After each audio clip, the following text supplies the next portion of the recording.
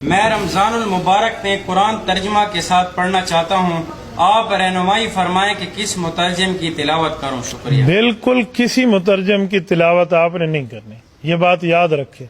عام بندہ جب قرآن کے ترجمے اٹھا کے اس میں غور و خوض شروع کرے گا، یہ گمراہی کا دروازہ کھلے گا۔ میری جان من، قرآن کریم اتنا لاوارث نہیں ہے کہ آپ اس کو بغیر قرآن کے ماہر کے پڑھنا شروع کر دیں۔ ڈاکٹری میڈیکل کی کتاب آپ بغیر ماہر کے نہیں پڑھتے، تو قرآن کریم بغیر ماہر کے آپ کیوں پڑھیں گے؟ ترجمے آپ کے لیے نہیں ہے، یہ طالب علم کے لیے ہیں، یہ انڈر کنسٹرکشن عالم کے لیے ہیں، جو ابھی زیر تعمیر ہے، یہ اس کی مدد کے لیے ہیں۔ آپ کو چاہیے آپ نے ترجمہ پڑھنا ہے تو کسی عالم دین کی زیر نگرانی پڑھیں۔ آپ کے بزرگوں نے تو کسی نے فضائل سنت پکڑا دی، کسی نے فضائل اعمال پکڑا دی، کسی نے 14 ستارے پکڑا دی۔ ہمیں تو نبی الاسلام کتاب اللہ دے کے گئے ہیں، یہ سنت ہے۔ اور یہ حیران کن بات ہے کہ اگر مجھے کوئی یہودی آ کے یہ کہے نا کہ قرآن ڈائریکٹ نہ پڑھنا گمراہ ہو جاؤ گے، ہم کہیں گے دیکھو اللہ کا دشمن ہے، اپنی کتاب پڑھوانا چاہتا ہے، تو تھوڑا مولوی ممبر تے چڑھ کے کہتا ہے قرآن ڈائریکٹ نہیں پڑھنا چاہیے، گمراہ ہو جاؤ گے، تو اس کے بارے میں سوچا جائے کسی اور چکر میں ہی ہے۔ یہ مسلمان کے لبادے میں ایک دشمن اسلام کا کھڑا ہوا ہے آپ کے سامنے۔ قرآن تو کم از کم 4 دفعہ ایک سورت میں کہہ رہا ہے وَلَقَدْ يَسَّرْنَا الْقُرْآنَ لِلذِّكْرِ فَهَلْ مِن مُدَّكِرٍ۔ قرآن نصیحت کے لیے آسان ہے کوئی سمجھنے والا؟ وَلَقَدْ يَسَّرْنَا الْقُرْآنَ لِلذِّكْرِ فَهَلْ مِن مُدَّكِرٍ، اور بے شک ہم نے قرآن یاد کرنے کے لیے آسان فرما دیا ہے، تو ہے کوئی یاد کرنے والا؟ تو یہاں پہ قرآن کو یاد کرنا آسان فرمایا ہے۔ بعض لوگ اس کا ترجمہ کرتے ہیں کہ ہم نے قرآن کو سمجھنے کے لیے آسان بنایا، تو وہ بیچارے قرآن پاک کو سمجھنا شروع کر دیتے ہیں۔ ایسا ہرگز نہیں کرنا چاہیے۔ قرآن سمجھنے کے لیے آسان نہیں ہے، یاد کرنے کے لیے آسان ہے۔ یہ وجہ ہے کہ 6 سال کا بچہ بھی ہمارا قرآن عظیم کو پورا کا پورا یاد کر لیتا ہے، لیکن سمجھنا اگر آسان ہے تو پھر آپ بتائیے کہ ہر شخص کے قرآن سمجھ کے عالم نہ بن جاتا؟ ہر شخص ایک بہت بڑا عالم دین ہوتا ہے، جو قرآن پڑھتے جاتے اس کو سمجھتے جاتے۔ جب سمجھنا آسان رکھا ہے اللہ نے، تو ہر گھر میں ایک عالم ہوتا، قرآن کا عالم، جو قرآن کے تمام علوم کو جانتا ہوتا، لیکن ایسا نہیں ہے۔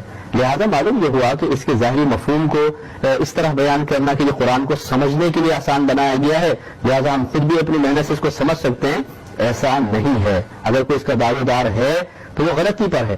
اصل میں 2 نمبری پتہ کیا ہوئی ہے؟ یاد دہانی لفظ جو ہے نا، اس سے انہوں نے 2 مقصد اچیو کر لیے ہیں۔ اپنی پبلک کو بھی گولی کروا دی ہے اور ہمارے جیسے لوگوں کو بھی گولی کرانے کی کوشش کی۔ سر سانو کرا نہیں سکتے، صرف کوشش کرتے ہو۔ انہوں نے پتہ کیا کیا ہے؟ ہم نے قرآن یاد دہانی کے لیے آسان کر دیا ہے کوئی یاد کرنے والا؟ اس سے ایک عام آدمی کیا سمجھے گا؟ ہم نے قرآن حفظ کرنے کے لیے آسان کر دیا، یہی سمجھے گا نا؟ انہوں نے بڑی چلاکی کی آپ سے کہ یاد دہانی سے مراد ہے کسی کو یاد کروانا۔ میں اگر آپ کو یاد کرنا یا ہوا سر، اس کا کیا مطلب ہے؟ میں آپ کو نصیحت کر رہا ہوں، یاد کرنا پچھلی بار تو موٹر سائیکل اتنا تیز چلا رہا تھا، تیرا ایکسیڈنٹ ہوا، تو یہ جو میں یاد دہانی کروا رہا ہوں اس کو کیا کر رہا ہوں؟ نصیحت کے لیے انہوں نے ایڈی مشکل اردو کٹی کہ تاکہ کسی قرآن کو ترجمہ نہ پڑھ ہی نہ لے۔ اور جب ہم یہ کہ آپ نے ترجمہ غلط کیا، وہ کہیں گے جی ہم نے دیکھا نا یاد دہانی کیا ہوا ہے نا، یعنی نصیحت۔ اور عام آدمی سمجھ رہا ہے قرآن حفظ کرنے کے لیے آسان ہے، تو ہے کوئی حفظ کرنے والا؟ اور اللہ نے کیا کہا تھا؟ قرآن ہم نے یاد دہانی نصیحت کے لیے آسان کر دیا، ہے کوئی نصیحت حاصل کرنے والا؟ قرآن نصیحت کے لیے دنیا کی آسان ترین کتاب ہے۔ اتنے ظالم ہیں کہ وہ کتاب جس کو پڑھ کر عمل کرنے سے جنت ملتی ہے، جہنم سے انسان بچتا ہے، وہ کہتے ہیں اس کو سمجھ کے نہ پڑھنا، بڑی مشکل کتاب، صرف مولویوں کو سمجھ آتی ہے، آگے پیچھے کسی کو سمجھ نہیں آتی۔ یہ ڈھکوسلا ہے مولویوں کا۔ علماء کا کام ہے کہ وہ لوگوں کو سمجھائیں کہ قرآن پڑھو، جو بات سمجھ میں نہ آئے جا کے علماء سے پوچھو۔ ورنہ ترجمے لکھنے کا مقصد کیا ہے؟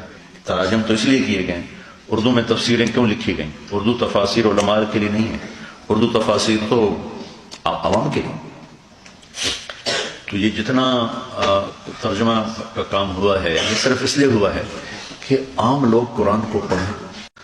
میرے سامنے ہزاروں لاکھوں مثالیں ہیں جو لوگوں نے صرف قرآن پڑھا اور ان کی زندگیاں تبدیل ہوتی چلی گئی۔ کچھ علماء کا کہنا ہے کہ قرآن صرف علماء کے سمجھنے کی چیز ہے، یہ عام آدمی کے لیے ممکن نہیں۔ اس پر تھوڑی سی روشنی ڈالیں۔ میرے خیال میں یہ ایک خاصا مغالطہ آمیز خیال ہے کہ جس کو عام کر دیا گیا ہے، اور اس میں صرف تھوڑا سا فرق جو ہے تعبیر کا، وہ اگر ہو تو بات درست ہو جائے گی۔ کسی شخص کا مفتی بننا جو کہہ سکے کہ کیا چیز حلال ہے، کیا نہیں ہے، کیا حرام ہے، اس کے لیے تو واقعتاً 14 علوم 16 علوم جتنے بھی آپ کہیں وہ لازم ہے۔ ایک قرآن جو دعوت لے کر آیا ہے اس کے لیے ان کی ضرورت نہیں ہے۔ قرآن نے سب سے پہلے جن کو مخاطب کیا وہ ان پڑھ لوگ تھے، کچھ بھی نہیں جانتے تھے۔ یہ 14 علوم تو وجود میں آئے ہیں بہت عرصے کے بعد، ان میں سے کوئی علم اس وقت موجود نہیں۔ تو قرآن کے اندر جو طاقت ہے یہ تسخیر کر سکتا ہے، مسخر کر سکتا ہے لوگوں کو۔ ہم نے اس تلوار کو میان کے اندر رکھ کر زنگ آلود کر دیا ہے۔ اتر کر ہرا سے سوئے قوم آیا اور ایک نسخہ کیمیا ساتھ لایا۔ اس نسخہ کیمیا کو ہم نے چھپا کر رکھ دیا ہے، اس کو عام کرے اور عام آدمی بھی پڑھے، ترجمے سے پڑھے۔ ہاں کوئی اشکال ہو علماء سے جا کے پوچھ لے، کوئی حرج نہیں، لیکن یہ ہے کہ پڑھنے سے روکنا صحیح نہیں ہے۔ بالکل کسی مترجم کی تلاوت آپ نے نہیں کرنی، یہ بات یاد رکھے۔ عام بندہ جب قرآن کے ترجمے اٹھا کے اس میں غور و خوض شروع کرے گا، یہ گمراہی کا دروازہ کھلے گا۔ وَلَقَدْ يَسَّرْنَا الْقُرْآنَ لِلذِّكْرِ فَهَلْ مِن مُدَّكِرٍ، اور بے شک ہم نے قرآن یاد کرنے کے لیے آسان فرما دیا ہے، تو ہے کوئی یاد کرنے والا؟ تو یہاں پہ قرآن کو یاد کرنا آسان فرمایا ہے۔ بعض لوگ اس کا ترجمہ کرتے ہیں کہ ہم نے قرآن کو سمجھنے کے لیے آسان بنایا، تو وہ بیچارے قرآن پاک کو سمجھنا شروع کر دیتے ہیں۔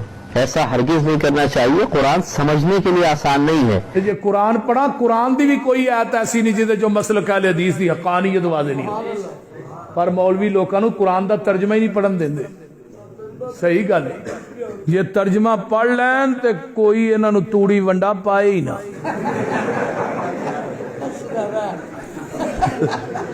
بول دے رہی انہاں مولویاں دیاں روٹیاں بند ہو جانی۔ اتنے نا کالے والی پنڈ ہے، کالے والی کھردو اگلے پاسے، اتنے میں گیا نا جلسے، میں کہا یار اتنے کیویں حدیث ہو، ایک ماسٹر سی وہ گھر کھانا سی، بالکل حقیقت گل لگا سنا۔ آندا جی میں ماسٹر سا سکولے تے میرے ماسٹر دو حدیث سن، انہاں کہا ساڈے ایک مولوی صاحب آ رہے نے، چلا تینوں سنائیے۔ تے حافظ عبداللہ صاحب شیخو پوری رحمت اللہ علیہ، اے انہاں دی تقریر سی، میں ٹر گیا۔ حافظ صاحب نے سورۃ الانعام دی آیت نمبر 50 پڑھی، جی میں آپ صاحب دا انداز ہوندا سی، سن سن حافظ عبداللہ دے دکھڑے، تے آیت نمبر 50 تے گھر جا کے ترجمے والا قرآن لے کے، قُلْ لَا أَقُولُ لَكُمْ عِنْدِي خَزَائِنُ اللَّهِ،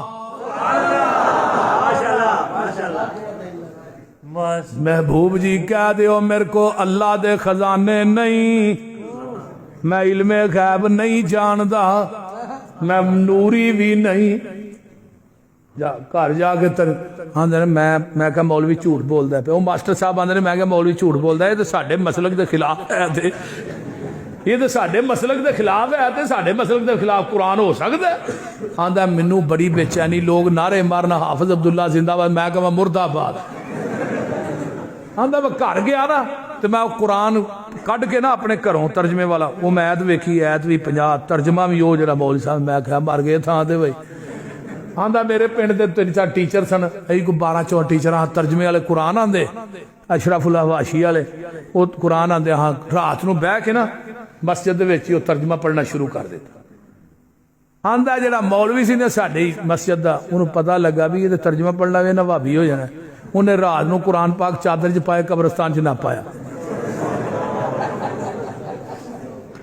آندا بس وہی گل سانو بھابی بنا گئی، تے اللہ دے فضل نال 50 گھر نے بھابیاں، مسجد بھی اللہ نے دے چھڑی۔ جڑا قرآن دا ترجمہ پڑھدا ہے نا بندہ، وہ کدی بھی مشرک نہیں رہ سکتا، سیدھی جی گل ہے۔ قرآن دا ایک پارا ہی ترجمے نہ پڑھ لو، پڑھیا کرو، ترجمہ پڑھیا کرو، نہیں تو ترجمے والے قرآن لے آ کے گھر رکھ لو۔ ماشاءاللہ تفسیر احسن البیان ہے، بڑی با کمال تفسیر ہے، کوئی جلد وچ مولانا صلاح الدین یوسف صاحب حفظہ اللہ نے وہ لکھی ہے، تو بڑی با کمال ہے، وہ لے آ کے گھر چ رکھو، پڑھو، وہ حاشیے چ حدیثاں بھی ہے، پر پڑھنا والے ہون تے پھر